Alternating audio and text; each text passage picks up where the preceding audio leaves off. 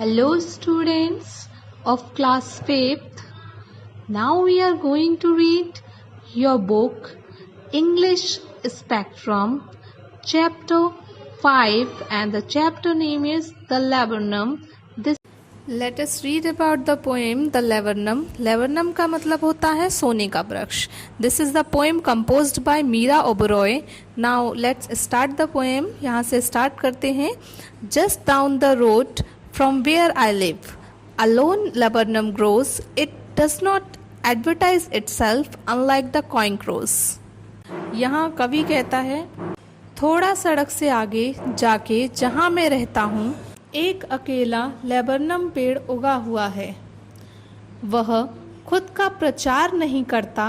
वो उन चिल्लाते हुए कौवों की तरह नहीं है जो अपनी ओर ध्यान खींचने के लिए चिल्लाते हैं.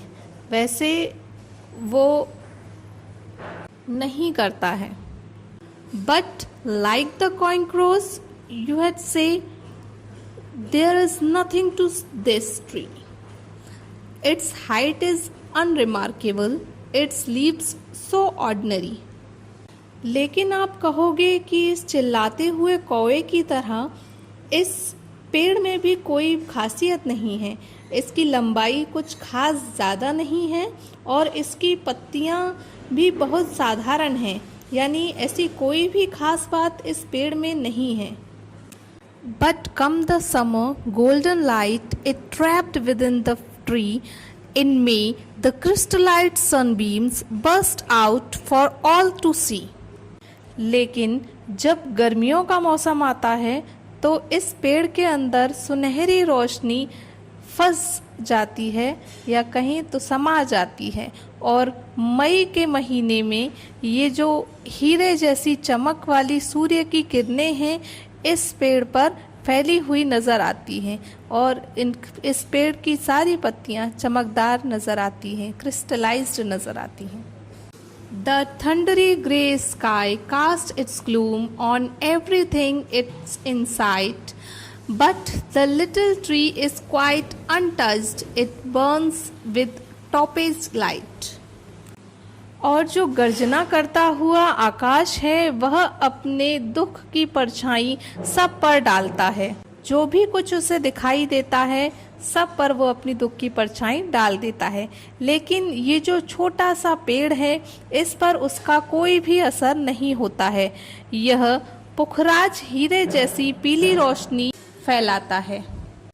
Flowers of sunshine cloak the tree and dazzle every eye, and every pull of wayward breeze drops gold passerby. ये जो सूर्य की रोशनी जैसे पीले फूल हैं ये पेड़ को पूरा ढक लेते हैं ऊपर से और अपनी तेज रोशनी से आँखों को चकाचौंध कर देती हैं. और उस भटकी हुई हवा का जो हर एक झोंका चलता है वो नीचे से गुजरते हुए लोगों पर सोने जैसी फूलों को गिराता है. Even the beggar down the street smiles when he sees the tree, and for some moments he can feel a joy that comes for free.